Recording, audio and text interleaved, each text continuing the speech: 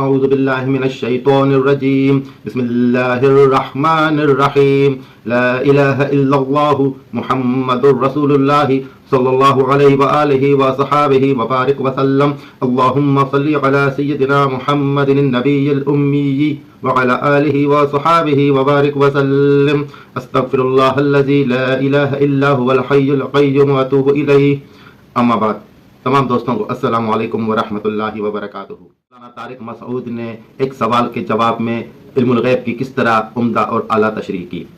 اب مسئلہ یہ ہوتا ہے کہ جب اس قسم کے سوالات آتے ہیں کہ جس میں سائنس جو ہے وہ غیب کے متعلق اپنی باتیں بتانا شروع کر دیتی ہے، تو پھر علماء کرام جو اس فرقے کے علماء کرام ہیں یا اس مسلک کے علماء کرام ہیں وہ بابلنگ شروع کر دیتے ہیں، یعنی پھر ان کو سمجھ میں نہیں آتا کہ ہم کو اس کا کیا جواب دینا چاہیے.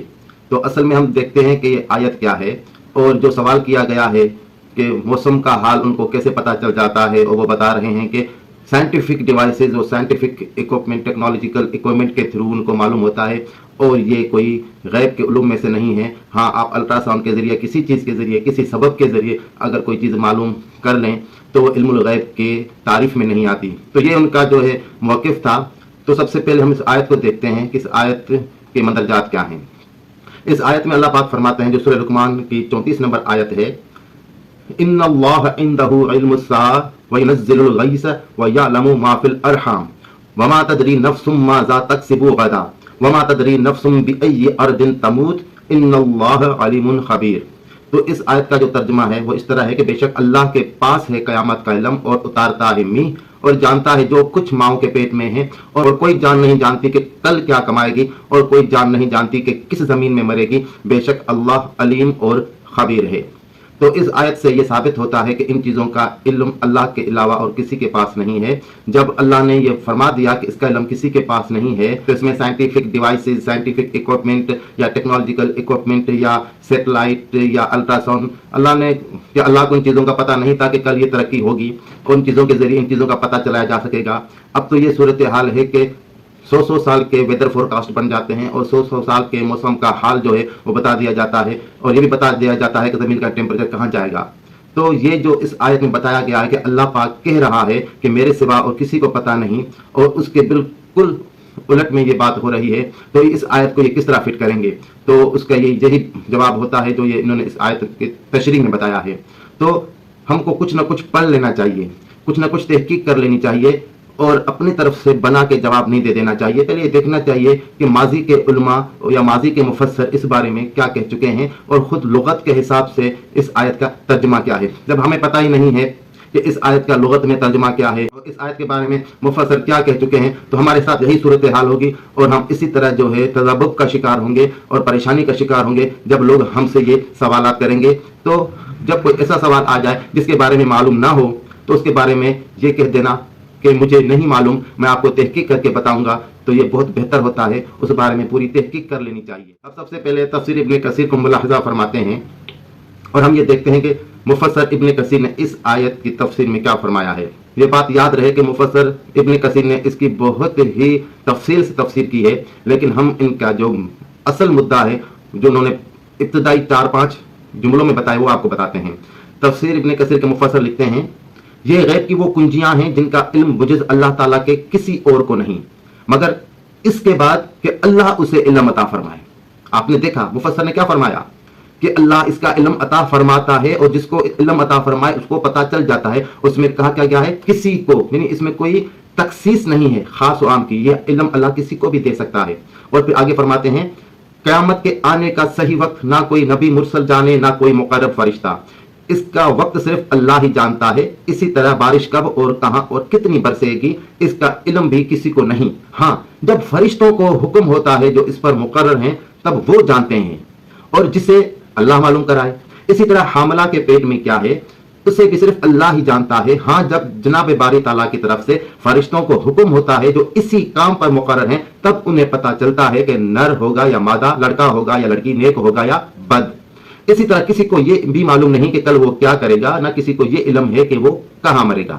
تو آپ نے دیکھا کہ مفسر ابن کثیر نے ہر بات میں اس بات کو शामिल किया है कि अगर अल्लाह चाहे तो किसी को भी ये बात बता सकता है। लेकिन मुफस्सिर इब्न कसीर ने ये जो जुमला लिखा है कि इसका इल्म अल्लाह को होता है मगर बुजिस इसके कि जिसको अल्लाह मालूम कराए, तो उन दिनों में तो कोई अल्ट्रासाउंड नहीं था, उन दिनों में कोई इतनी साइंटिफिक एडवांसमेंट नहीं थी। तो ये जो जुमला मुफस्सिर इब्न कसीर ने ऐड किया है, ये जुमला वो कहाँ से लाए हैं कि जब अल्लाह चाहे वो फरिश्तों को या किसी को भी वो मालूम अल्लाह ताला करा देते हैं। तो इसके लिए गौर करना पड़ेगा, हमें अरबी की लुगत पर, अरबी को समझना पड़ेगा, तो फिर हमें पता चलेगा कि ये चीज मुफस्सिर इब्न कसीर कहां से लाए हैं, या हम ये चीज इस आयत में किस तरह मालूम कर सकते हैं कि अल्लाह ताला किसी को भी ये इल्म दे सकता है क्योंकि ये अल्लाह की मर्जी पर है।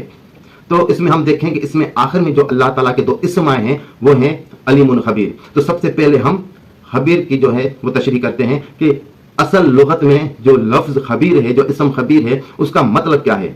अरबी में खबर का मतलब खबर या मालूमात होता है, ये मैं लुगत से पढ़ रहा हूं, और खबर देने वाले का मतलब वो शख्स होता है जो खबर या मालूमात फराहम करता है। लिहाजा खबर से मुश्तक लफ्ज खबीर का मतलब आम तौर पर खबर देने वाला या आगाही लिया जाता है, यानी खबीर का मतलब है खबर देने वाला। इसकी मिसाल इस तरह है, खबीर शख्स एक ऐसा शख्स जो किसी खास मौजू या शोबे का माहिर हो और उसके बारे में मालूमात फराहम कर सके। खबीर खबर एक ऐसी खबर जो किसी अहम वाक़े या मौजू के बारे में तफसीली मालूमात फराहम करती हो।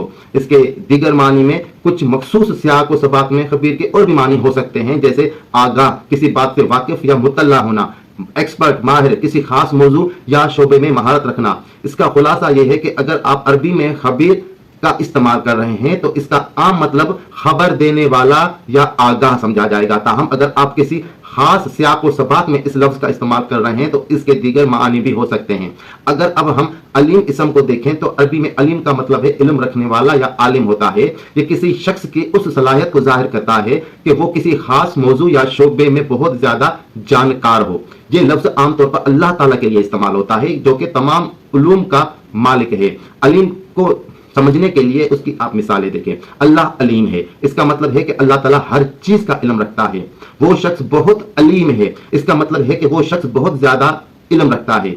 अलीम और खबर देने वाला में फर्क है। अलीम किसी के पास इल्म का होना है, खबीर खबर देने वाला किसी और को इल्म देना या खबर पहुंचाना है। तो अरबी में अलीम का मतलब इल्म रखने वाला या आलिम होता है, ना कि इल्म देने वाला या सिखाने वाला। अगर आप किसी ऐसे लफ्ज की तलाश में हैं जिसका मतलब इल्म देने वाला या सिखाने वाला हो तो इसमें अलीम लफ्ज नहीं आएगा, तो इसमें आएगा मुअल्लिम या उस्ताद। अब इस इस्म खबीर को हम और ज्यादा समझने की कोशिश करते हैं। मिसाल के तौर पर अल खबरुन की जमा अखबारुन है। खबरुन और एक और लफ्ज अरबी में आता है नबउन। खबरुन और नबउन में फर्क है, और फर्क यह है कि नबउन किसी बहुत बड़े वाक़े के मुतालिक होती है। आप गौर करें, नबउन किसी बहुत बड़े वाक़े के मुतालिक होती है और खबरुन आम वाक़यात के मुतालिक होती है। अहले लुगत ने कहा कि खबरुन उर्फ और लुगत में उस बात को कहते हैं जो किसी दूसरे से नकल की जाए, लेकिन कुरान करीम में यह लफ्ज इस तस्खीस के साथ नहीं आया है। लेकिन ये लफ्ज कुरान पाक में इस तखसीस के साथ नहीं आया। हज़रत मूसा ने अपने अहल से कहा, मैंने आग देखी है, मैं इससे तुम्हारे लिए खबर लाऊंगा। और अल खबीर का मतलब जो है वो खबर को जानने वाला या खबर रखने वाला है, या इसका मतलब खबर देने वाला है। कुरान करीम में ये लफ्ज अल्लाह ताला की सिफत के तौर पे आया है, वल्लाहु बिमा तअमलूना खबीर, जो कुछ तुम करते हो अल्लाह उससे बाखबर है। तो इन तमाम मानी से आप ये आसानी से समझ सकते हैं कि इस आयत में जो अल्लाह पाक फरमा रहे हैं उसका तर्जुमा क्या हो सकता है। इसका तर्जुमा बिल्कुल यही है जो आपको इस लफ्ज खबीर, इस इस्म खबीर से बताया गया है कि बेशक अल्लाह के पास है क़यामत का इल्म, और उतारता है मीन, और जानता है जो कुछ माओं के पेट में है, और कोई जान नहीं जानती कि कल क्या कमाएगी, और कोई जान नहीं जानती कि किस जमीन में मरेगी। बेशक अल्लाह जानने वाला, इल्म रखने वाला और खबीर है, और इसकी खबर देने वाला है कि अल्लाह जिसको चाहे इसकी खबर दे, वो उसकी मर्जी है। असल इल्म अल्लाह के पास है, और जिसके पास ये इल्म है ये अल्लाह की अता है, और वो जिस तरीके से उसको इल्म दे, चाहे अल्लाह बराह रास्त उसको इल्म दे, किसी साइंटिफिक इक्विपमेंट के जरिए दे, तो ये इस आयत के मुनाफी नहीं है, ये इस आयत के अगेंस्ट नहीं है, मुखालफत नहीं है। अल्लाह ताला तो खुद कह रहा है कि ए इंसान जात, ये जो इल्म है, इस इल्म को देने में अल्लाह ताला जो है खबीर है, वो तुमको ये इल्म दे सकता है अगर तुम इस रास्ते में कोशिश रखो और मेहनत करो और जद्दोजहद करो। कुछ लोग रूहानी तरीके से कोशिश करते हैं, कुछ साइंटिफिक रिसर्च के जरिए कोशिश करते हैं, हर एक तरीका कबूल है, और अल्लाह ताला इल्म सिखाने में, इल्म देने में بالکل سخی ہے، اور اللہ تعالیٰ کا جو علم، جو وہ اپنا ذرہ بھی علم عطا کرتے، وہ علم لامحدود علم ہوتا ہے، اور اس علم کا احاطہ کرنا بھی ناممکن ہوتا ہے۔ وآخر دعوانا ان الحمد للہ رب العالمین۔ جزاک اللہ خیرہ۔